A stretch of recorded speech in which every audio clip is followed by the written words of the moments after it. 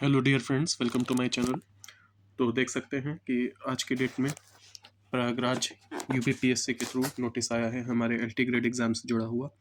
तो आइए देखते हैं इसमें क्या दिया है। आयोग के विज्ञापन संख्या जिसके थ्रू हम लोगों ने एलटी ग्रेड का एग्ज़ाम दिया था के अंतर्गत विज्ञप्ति में विज्ञापित सहायक अध्यापक प्रशिक्षित स्नातक श्रेणी पुरुष महिला शाखा परीक्षा 2025 के विज्ञान यानी साइंस, गृह विज्ञान यानी होम साइंस, अंग्रेजी यानी इंग्लिश और जीव विज्ञान की प्रारंभिक परीक्षा के परिणाम के आधार पर मुख्य परीक्षा हेतु सफल घोषित किए अभ्यर्थियों को एतद द्वारा सूचित किया जाता है कि मुख्य परीक्षा हेतु ऑनलाइन आवेदन की प्रक्रिया दिनांक 27/2/2026 से उपलब्ध है। यानी आज की डेट से मेंस एग्जाम जो हम लोगों का एलटी ग्रेड का होने वाला है उसके लिए फॉर्म्स भराना शुरू हो रहे हैं। ठीक है, तो उसके लिए आप जो काम कर सकते हैं वो ये रहेगा कि आप यूपीपीएससी की वेबसाइट पे जाएंगे जो आपके सामने दिया हुआ है, और उसमें फिल ऑनलाइन डिटेल्स वाला जो ऑप्शन रहेगा हमारे दिए हुए जो एडवर्टाइजमेंट नंबर है उसके लिए, उसको क्लिक करेंगे। क्लिक करने के बाद आपको उसको ऑथेंटिकेट करना होगा, जिसके लिए आपको ओटीआर नंबर डालना होगा और ओटीपी आएगा उसको डालना होगा। सारी चीज़ें आपके सामने दी हुई हैं।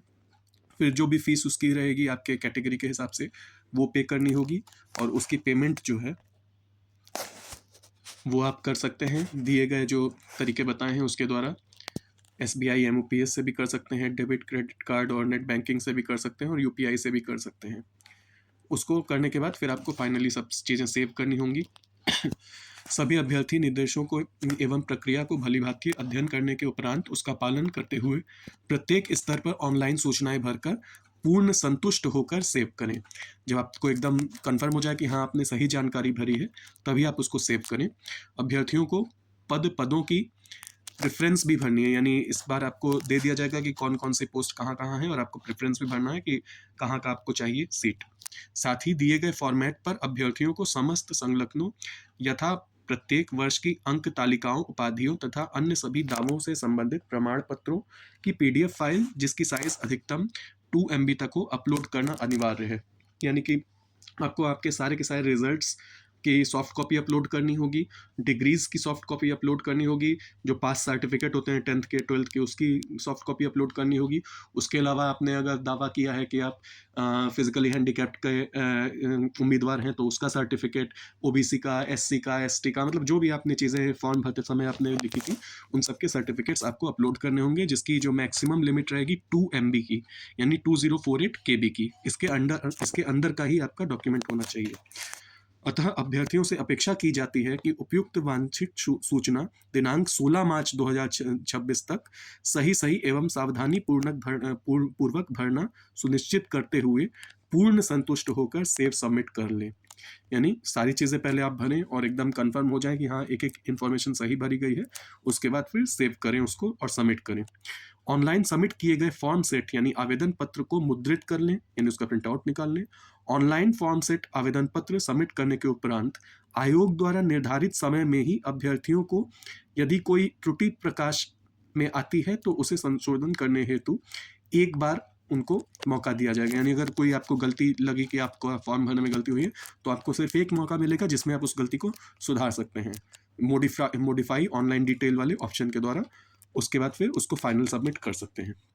इसके अतिरिक्त जाति प्रमाण पत्र, आर्थिक रूप से कमजोर वर्ग यानी ईडब्ल्यूएस प्रमाण पत्र, स्वतंत्रता संग्राम सेनानी के आश्रितों का प्रमाण पत्र एवं दिव्यांगता का प्रमाण पत्र इत्यादि के प्रारूप की पीडीएफ फाइल वेबसाइट पर उपलब्ध है। यानी कि जैसा बताया गया कि पीडीएफ में वेबसाइट पे कि ऐसा हमको चाहिए वो सर्टिफिकेट, उसी फॉर्मेट में उसी प्रोफॉर्मा में आपका सर्टिफिकेट होना चाहिए।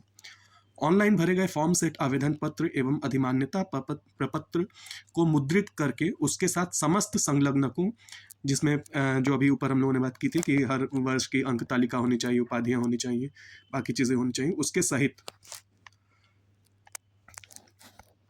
एक लिफाफे में भरकर तथा उक्त लिफाफे पर मुद्रित पता पर्ची यानी एड्रेस स्लिप चस्पा कर दिनांक 23 मार्च 2026 को अपराह्न 5 बजे तक, यानी कि 23 मार्च के शाम 5 बजे तक अथवा उसके पहले सचिव उत्तर प्रदेश लोक सेवा आयोग परीक्षा 6 अनुभाग, जो एड्रेस आपके सामने दिया गया है प्रयागराज का, को पंजीकृत डाक द्वारा अथवा व्यक्तिगत रूप से आयोग के गेट संख्या 3 पर स्थित डाक अनुभाग के काउंटर पूछताछ काउंटर पर अवश्य उपलब्ध करा दे। यानी जो आप पूरा फाइनल फॉर्म भरेंगे उसका आपको प्रिंट आउट निकालना है, उसके साथ जितने भी आपने सर्टिफिकेट्स और डिग्रीज लगाए हैं उन सब की फोटोकॉपीज साथ में लगा करके उसको आपको आयोग को देना है, जो कि आप पोस्ट भी कर सकते हैं, स्पीड पोस्ट कर सकते हैं, साथ ही साथ जा करके मैनुअली भी हैंड ओवर कर सकते हैं उनको। और जो डेट आपको बताया गया है 23 मार्च, उसके बाद अगर आप इसको देने जाएंगे तो वो लोग एक्सेप्ट नहीं करेंगे। ठीक है, तो उससे पहले पहले करना सुनिश्चित करें। ठीक है, इसके अतिरिक्त आरक्षण के दावे के संबंध में प्रस्तुत अभ्यर्थियों को जाति प्रमाण पत्र डिजिटल प्रारूप में भी स्वीकार किए जाएंगे। यानी अगर आपके पास डिजिटल वाला सर्टिफिकेट है जाति का तो वो भी वो लोग एक्सेप्ट करेंगे।